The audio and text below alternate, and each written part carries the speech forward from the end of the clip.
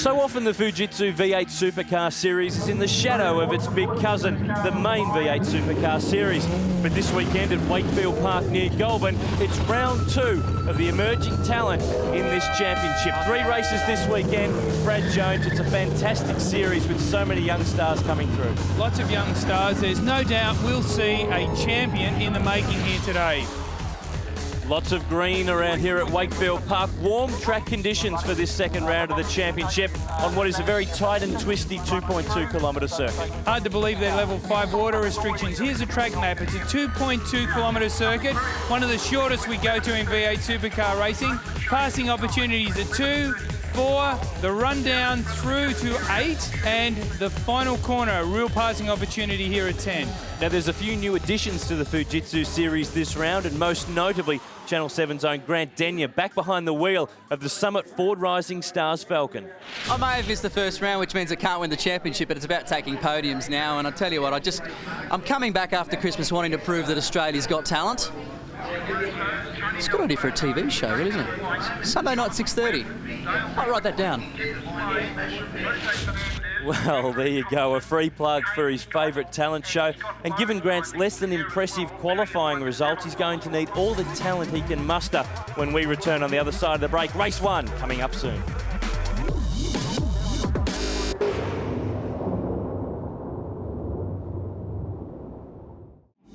Back at Wakefield Park, getting set for race 1, round 2 of the Fujitsu V8 Supercar Series. The onboard there will ride with Andrew Thompson. He'll start from the inside of row 2, but Holden's Tony D'Alberto, his first ever pole in this series. First ever pole, great job. Difficult place to pass here at Wakefield Park, so he's in the right position. Marcus Marshall back for a drive in a V8 Supercar. He's going to start from 7th in the Matthew White Falcon. But the big hitter, the championship leader, Michael Caruso, to start from 20th after a penalty from qualifying. He's got a lot of work to do. It's going to be very, very hard over the course of these 3 races. He'll need to keep his nose clean and really work hard at passing those cars early on in the race. A big field of cars, they keep on coming. Taz Douglas, the Formula Ford racer, making his V8 Supercar debut. 35 cars here on a 2-kilometre circuit. It's going to be busy. Tony D'Alberto, Chris Alajarjan, the front row of the grid. We're off and racing in race 1. That's the onboard view from Andrew Thompson in the Latitude Howard Falcon, and Tony D'Alberto with the clean run into turn 1. Spinning car, that looks like White in the ex-Paul Morris car. Bit of contact there. Yeah, some contact with Shannon O'Brien. He's going to go right to the tail of the field. Look at Alajarjan going for the lead. He gets D'Alberto on the run through the flip-flop, and Thompson's in there too. There's action already on lap 1, so our pole sitter's been shuffled back in the order, and he's got Jose Fernandez and Brett Hobson to deal with. Easy to happen. He's got cold tyres, as has everyone else in the field, but when you're at the front, you're a little gentle, making sure you don't lock a brake, got plenty of grip, and that was just enough for Chris to dive up the inside, elbow him a little wide, and allow Thompson through as well. The view from Andrew Thompson in the Howard Racing Falcon, of course, trying to fight back in this championship. Had a difficult first round on the streets of Adelaide. He's 8th coming into this weekend, so a critical weekend for him to get some points. And D'Alberto would have been pretty excited about that start. Nice clean start, got away in the lead. 2 corners later, another car slips by. On board in the Summit Falcon with Grant Denyer, fighting through the mid-pack. Here's the replay of the start, Brad. A fantastic launch from pole from D'Alberto. Great run from D'Alberto, but let's look for White on the outside here. Bit of contact. Lucky not to get cleaned up there. Lifted off the brake, rolled off the circuit, waits for the field to go by, and then joins in at the back. He's got a lot of work to do and not much time to do it in just 17 laps in this sprint race. A lock up there from Brett Hobson. And look at this, some smoke starting to pour from the back of the Andrew Thompson Falcon. That could be a concern. Certainly something to look for. We're very early in lap 6 and the thing's got an oil leak. So I'm sure they'll be monitoring that, and the guys in the pits will be keeping an eye on it as well. In fact, I'm sure if the officials come up, they'll be telling them that it's all fine. Back on board with Grant Denyer, trying to fight his way through. Started from position 16, and just in front you can see his teammate in the Ford Rising Stars team, Michael Caruso, the championship leader, buried only just in the championship points in 15. And it's certainly a long way further back than we expected at this point in the race. We were expecting Caruso to charge through the field. There we've got the meatball flag out for Thompson to come in and have a look at that oil leak. Warren Davis and the Howard Racing team on standby, waiting for Thompson to bring that car into the pits, but this is disastrous in terms of the overall championship and for race 2, where he's going to have to start from the rear of the grid. There's Warren Davis. The team go to work. More race 1 after the break.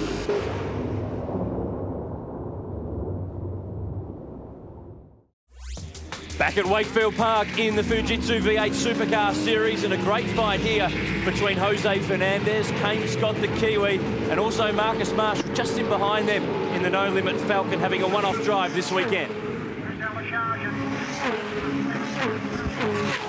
Flat down into turn 1, Brad, and it's a small kink before the hard stop at turn 2. And don't those cars sound fantastic as the noise echoes off the Armco fence here? They really sound like they're doing 1,000,000 miles an hour. Kane Scott has got a familiar guy with this car working with him this weekend, Alistair McVeigh, who is Todd Kelly's regular data engineer, assisting this team with the XHRT chassis, and that's only going to help.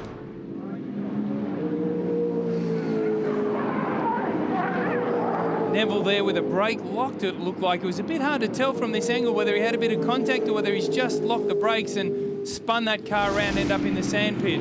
A good fight here. Brett Hobson defending from Jay Verdnick, who's qualified very strongly. Started from 8th, and look at Hobson just starting to get a bit sideways as we get to the latter stages. He is working very hard in that car. Lap 14 to 17. The tyres will be a bit doughy at this stage. The rears, if the car's tail, are going to be hurting, and that's what's going on with Hobson, and he's just trying to keep it straight, but we've got a fantastic dice here with these 4 cars. Shannon O'Brien gets a bit loose on the exit of 9, and it spins back the other way. So after contact at turn 1 with Damien White, he was running right up there in the top 10, but this is going to put pay to that. Just got away from him, the back of the car. Went one way, then went the other. Lucky to spin out of the way. There's so many cars around at the moment. He rushes to the inside to try and not lose any more track position. Let's have another look at this. Back of the car's bouncing, steps out, he's on the gas. Look at the front wheel leaping into the air there. Spun the car around, a bit opposite lock, gone the other way, out in the dirt, out of the race. A few guys taking good evasive action there. Sam Walter was one in the Greg Murphy Racing Commodore, but Chris Alajajian, no one's been able to touch the Pro Technica Commodore. His first drive in this category in 2007, and he's going to see a checkered flag. His first ever win in the Fujitsu V8 Supercar Series. Tony D'Alberto is home in 2nd spot, our pole man, but that was a fantastic drive from the former Formula 3 racer. Great drive. As you said, missed the first round of the championship. Well-deserved win. Jose Fernandez, the new Prodigy Motorsport team, a great result for 3rd, clear of Marcus Marshall. Kane Scott back there in 5th, and Mark McNally, most importantly, finishes in 10th spot, and that gives him pole position for race 2. Michael Caruso made it home, at least in the points in 15th, but Tony D'Alberto looked like he might catch Chris Alajajian, but he managed to hold him off through to the checkered flag. Yeah, he was on the exit of the corners. I experienced a bit of oversteer, and I could see him catching on the exit of the corners where I was slowing down and he was gaining on me. So yeah, he did a great job in catching up, and yeah, it was a great race. Well, Chris Alajajian might be in his 2nd season in this series, but there's plenty of new names this year, and 2 or 3 here for the first time. One of those new names is Brett Hobson, who's already making an impact in the series.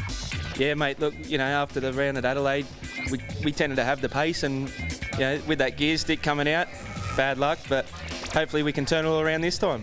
You've been in the CAMS Rising Star through the Formula Ford category, but is V8 Supercar your focus now rather than overseas? Yeah, look, you know, we looked at overseas, and the money to go over there's we really don't have, so V8 Supercars is the premier class of Australian motorsport, so yeah, if you want to go somewhere, this is where you got to be. Another new name to the Fujitsu V8 Supercar Series is Sam Walter. Sam, this is a massive step. Oh, it is. It's a fantastic step, really. Just lucky to be with such a good team. We started out in the grassroots of racing, go-karts, Formula V in the Lotus, and now with this, it's just that dream come true. I'd love to try and get to a level where I can be an endurance driver. There's a little bit more power in a V8 Supercar than a Lotus, though. Oh, there is, yeah, but I mean, you can. It's funny, the adapting the 2 cars, the Lotus and the Supercar, has been quite good. A lot of the principles in the Lotus is actually quite similar to this, which doesn't make sense, but yeah, it seems to have helped, yeah. Marcus Marshall, this isn't a Carrera Cup Porsche. No, far from it, mate. I'm sitting on the opposite side of the car, and it's a fantastic opportunity I've got here to be in the Fujitsu series, and just looking forward to getting a great result. I really want to be in the endurance races this year for Sandown and Bathurst, and it's all about getting miles, and that's basically why I'm here. For me, this weekend, I come here to win, and but a podium I'd be ecstatic with. I haven't cracked the champagne for a little while, so I'm looking forward to that, I can tell you. But we've got a long way to go yet, and a lot of work to do.